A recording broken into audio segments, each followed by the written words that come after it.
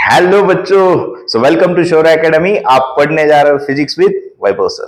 तो बच्चों, पिछले 3 वीडियोस में हमने कवर किया variation of g with altitude, depth and the latitude and the rotation of earth. Now in this video we are going to study the concept of gravitational potential energy. So बच्चों, एक चीज आपको हमेशा ध्यान में रखनी है और आपको मालूम भी होगी कि that is every system in this universe always try to be in a minimum potential energy position. Is it clear? मतलब एग्जांपल बोलूं तो यहां पे सी कि अगर मैंने कहा बच्चों ये स्प्रिंग है, करेक्ट। नाउ ये स्प्रिंग जो है, now it is in a state of what? Original condition, that is a minimum potential energy. अगर इस स्प्रिंग के ऊपर मैं फोर्स अप्लाई करूं तो स्प्रिंग क्या हो जाएगी? नाउ सी, स्प्रिंग हो गई स्ट्रेच, मतलब there is a what? Displacement of the particle of the spring. So मतलब पोटेंशियल एनर्जी क्या हो गई बच्चों? इंक्रीज हो गई by stretching the spring. And आपको मालूम है ये इसको अगेन ओरिजिनल पोजीशन में जाने का प्रयास करेगी by the restoring force acting on the spring. Is it clear now? Similarly मुझे बताओ, ये मेरे हाथ में पेन है बच्चों, करेक्ट। अभी now this is certain position above the surface of, अगर मैंने ये छोड़ दिया तो ये जाके अर्थ पे गिर जाएगा बिकॉज ऑफ ग्रेविटेशनल फोर्स। मतलब this is again try to be in position of minimum potential energy. So यही कंसेप्ट को अभी समझना है, डेरिवेशन करना है ग्रेविटेशनल पोटेंशियल एनर्जी। सबसे पहले बच्चों समझ लेते हैं there is a one concept, conservative force, जो मैंने ऑलरेडी आपको बताया। क्या होता है कंजर्वेटिव फोर्स? कि बाबा ऐसा force in which the work done is independent of path followed by the object. मतलब ये पेन है, मैं यहां इस पोजीशन पे है, यहां से मैंने इस पोजीशन पे सीधा लाया, मैंने इस पोजीशन पे ऐसे यहां से लाया, पोजीशन पे यहां से लाया, तो मैंने आपको मालूम है कि ये पेन के ऊपर कौन एक्ट हो रहा है? Gravitational force which trying to pull this pen towards the centre of earth, towards the earth. लेकिन इस केस में मैंने इस पेन को हाथ से पकड़ा एंड ऊपर उठा के लाया। Is it clear? मतलब indirectly I have the what? मुझे क्या करना पड़ा? इसके लिए वर्क करना पड़ा। किसके against? Gravitational force. Gravitational force इसको नीचे खींच रहा है, मैंने फोर्स लगाया, इस पोजीशन पे लेके आया। सो फोर्स इनटू डिस्प्लेसमेंट क्या हुआ? Work. Means gravitational force is a conservative force because pen ऐसे लाओ, यहां से लाओ, यहां से लाओ, तीनों भी केस में वर्क डन क्या है? Same. So what is mean by conservative force? The force in which work done is independent of path followed by object is called the conservative force। तो बच्चों ग्रेविटेशनल फोर्स कैसा है? Conservative force. Okay, so second thing, आपको ये बात समझ में आई मैंने क्या कहा अभी? कि मैंने वर्क किया किसके अगेंस्ट? Gravitational force. मतलब कौन? Conservative force. तो मुझे बताओ यहां से यहां आया, मतलब पोजीशन क्या हुआ? पार्टिकल का चेंज हुआ, ऑब्जेक्ट का पोजीशन क्या हुआ? चेंज। सो ये जो चेंज हुआ position, that goes in the form of what? इसकी पोटेंशियल एनर्जी इंक्रीज हो गई। इस पोजीशन पे था तो इसका डिस्प्लेसमेंट हुआ तो पोजीशन चेंज हो गई।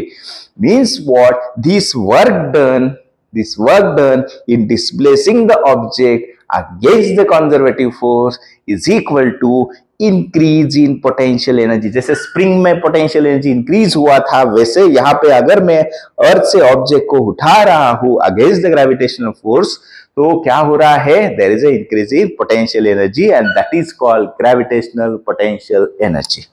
नाउ सी बच्चों, सो यहां से मैं खाली बता रहा हूं बेसिक। सो क्या है यहां पे, कौन सा कंसेप्ट यूज करना है बच्चों? Now see, that is work done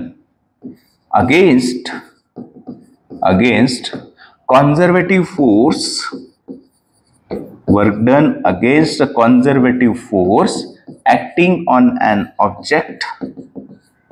acting on an object बोलो is equal to what?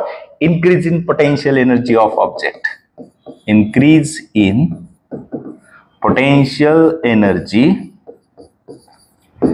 of an object।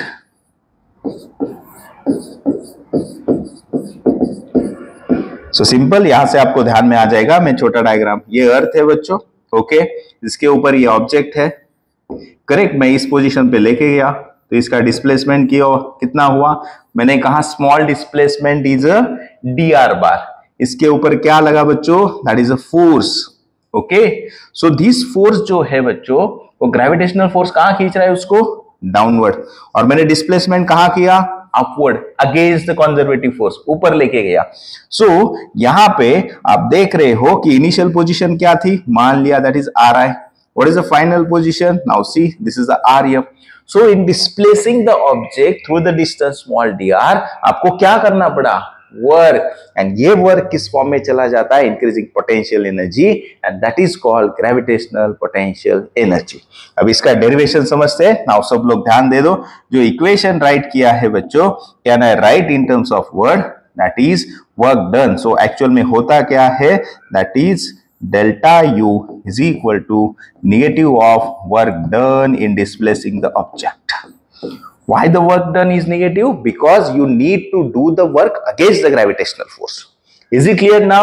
So मैंने कहा बच्चों कि बोलो यहां से, so मैंने अप्लाई किया force, okay, and through the displacement dr, work done to displace the object through dr।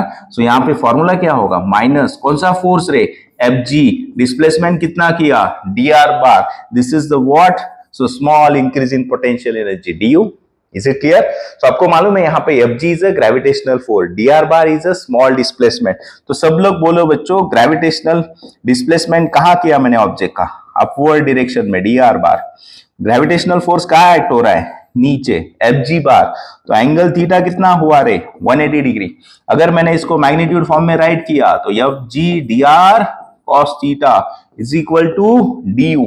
तो मुझे बताओ cos 180 कितना बच्चों, थीटा 180 सब्स्टिट्यूट किया तो -1, तो ऑलरेडी माइनस, ये माइनस, तो बोलो क्या हुआ, du is equal to Fg into dr। Fg is the gravitational force. यहां तक कुछ डाउट, कंसेप्ट समझ में आया? किसी भी ऑब्जेक्ट को उठाना है तो मुझे वर्क करना पड़ता है, ग्रेविटेशनल फोर्स उसको नीचे खींचना होता है, उसके अगेंस्ट वर्क करना पड़ता है, and that work done against the conservative force is nothing but the increasing potential energy. Concept clear? अभी डेरिवेशन की तरफ बढ़ते हैं। नाउ सी नेक्स्ट, तो यहां से फिर से मैं इक्वेशन राइट कर रहा हूं बच्चों, आपको इक्वेशन मिला du is equal to Fg into dr।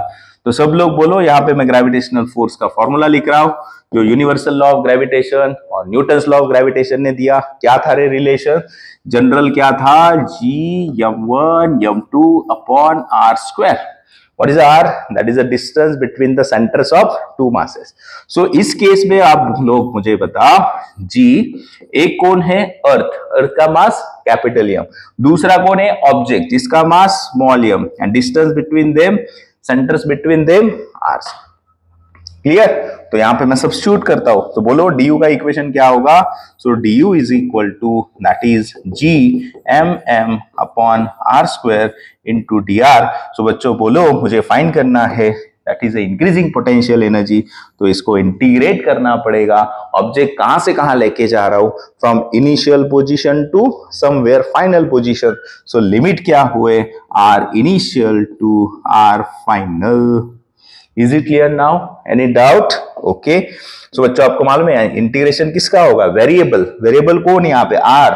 So G(m(m) remains constant, तो बोलो यहाँ पे क्या होगा, du का इंटीग्रेशन डेल्टा u G(m), थोड़ा नीचे लिख रहा हूं, ठीक है, डेल्टा u G(m(m) बाहर आ गए बच्चों, अंदर बचा dr upon r², limits r initial to r final. Okay, so आपने इंटीग्रेशन का फॉर्मूला पढ़ा है बच्चों, बेसिक फॉर्मूला ये, x to the power n dx क्या होता है, x to the power n plus 1 upon n plus 1। So यही इक्वेशन मैं राइट कर सकता हूं क्या, सब लोग ध्यान दे दो, ये r to the power -2 into dr, r², ऊपर जाके पावर क्या हो जाएगा, माइनस। सो मतलब क्या हो जाएगा रे, r to the power -2 plus 1 upon -2 plus 1। Clear? मतलब r टू द पावर, बोलो सब लोग, -1 upon -1। So can I write -1/r, ये r नीचे आ गया तो पावर प्लस और ये माइनस साइन, मतलब आपको ये इंटीग्रेशन क्या मिला, r-2 dr का, और इनडायरेक्टली आपके हिसाब से dr अपॉन r² का यहाँ पे मैं लिख रहा हूं, दैट इज -1/r। मेरे ख्याल से यहाँ पे कुछ डाउट नहीं, power -2 plus 1 upon -2 plus 1, -1 upon -1, r to the power -1 denominator में शिफ्ट किया तो power +1। Okay, so now see, so यहाँ पे मैं फाइनली सब्स्टिट्यूट करता हूं बच्चों। सो बोलो यहाँ पे मिल गया आपको delta U G M M, bracket में इंटीग्रेशन मिला -1/r and limits r initial to r final. Okay, अभी लिमिट सब्स्टिट्यूट कर देते हैं बच्चों। समझने के लिए आपको अंदर माइनस साइन कंफ्यूज करेगा तो उसको मैं माइनस बाहर लेके आता हूं। तो आपको मालूम है सबसे पहले सब्स्टिट्यूट द अपर लिमिट, सो क्या हो जाएगा 1/r फाइनल, माइनस करना पड़ता है, लोअर लिमिट सब्स्टिट्यूट करो, सो 1/r है। अभी ये जो माइनस साइन है उसको मैं अंदर मल्टीप्लाई करता हूं, तो बोलो बच्चों फाइनल इक्वेशन क्या होगा सब लोग। So delta U is equal to GMM, ये पोजीशन चेंज हो जाएंगे, that is 1/r initial minus 1/r final. So this is the final equation of gravitational potential energy. बच्चों इजी है, पक्का समझ में आया? That is work done is negative of the what potential energy FG dr, gravitational force का formula substitute किया into dr, integration from initial to final position, integration variable का होगा, GMM बाहर आया, dr/r², ये रिलेशन यूज किया integration का, x to the power n dx is equal to x to the power n plus 1/n+1। So आपको integration of dr/r² मिला -1/r, तो यहां सब्स्टिट्यूट किया, माइनस साइन बाहर लिया, लिमिट सब्स्टिट्यूट किए, सो ये मिल गया आपको इक्वेशन ऑफ इंक्रीज इन और change in gravitational potential energy. So आप देख रहे हो बच्चों यहाँ पे जो मैंने फाइंड किया दैट इज द चेंज और इंक्रीज इन पोटेंशियल। अगर आपको फाइंड करना है एब्सोल्यूट पोटेंशियल एनर्जी, मतलब किसी एक पॉइंट पे, तो आपको मालूम है कि आपको ढूंढना पड़ेगा जीरो पोटेंशियल एनर्जी वाला पॉइंट।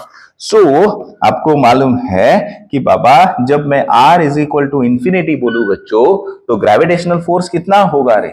जीरो होगा, मतलब at r is equal to infinity you are getting the potential energy as a zero. So मैंने कंसीडर किया, इनिशियली ऑब्जेक्ट कहां कंसीडर कर रहा हूं मैं? इंफिनिटी पे, मतलब I am going to find the zero potential energy point. So वो कहां होता है? जब r इनिशियल is equal to infinity, so उस वक्त इनिशियल पोटेंशियल एनर्जी क्या होगी? Zero, and REF is equal to what? R, that is the final position of an object. Clear? मतलब इस इक्वेशन में अभी मैं एब्सोल्यूट पोटेंशियल एनर्जी फाइंड करने के लिए R इनिशियल की जगह सब्स्टिट्यूट करूंगा इंफिनिटी, एंड R फाइनल की R, that is we are bringing the object from infinity to the given configuration. So बोलो, मैं फिर से यहां पे लिख रहा हूं, आपको इक्वेशन मिला बच्चों, delta U is equal to GMM in bracket 1/r initial minus 1/r final. We need to find the absolute potential energy. To find the absolute potential energy हमको ढूंढना पड़ा जीरो पोटेंशियल एनर्जी वाला point, तो वो कहां होता है? r initially is equal to infinity, वहां पे ग्रेविटेशनल फोर्स होता है zero, and you are getting the what? Zero potential energy. उस वक्त r फाइनल सब्स्टिट्यूट करेंगे r, तो बोलो इक्वेशन में क्या बनेगा बच्चों? That is u is equal to, बोलो r GMM 1/infinity minus 1/r. 1/infinity 0. So what is the final relation? That is u is equal to minus sign bahar aaya GMM by r. This is the formula of absolute potential energy. Okay, and now see final बच्चों one more thing which is a very important, यहां से JEE NEET में minimum 6 to 7 question बने हैं कि another formula for the delta U is what? Delta U is equal to mgh upon 1 plus h by r. This is the formula to calculate the what? Again, increase in potential energy. Is it clear now? This formula is also used to find the, यहाँ पे दिया होता है आपको, if the object is raised at a height is equal to, example देता हूँ, height is equal to twice the radius of earth, then what will be the change in potential energy? तो यहाँ पे सब्स्टिट्यूट करो बच्चों, h की जगह 2r substitute किया, so now see, so mg 2r upon 1 plus 2r by r, so r get cancel, so क्या मिला बोलो बच्चों यहाँ से कि बाबा these two and this, so 2/3 mgr. So like these questions are very important. So bachcho, hope so this is an important derivation. We have studied the gravitational potential energy. Okay, so padhte raho physics with Vaibhav sir. Thank you.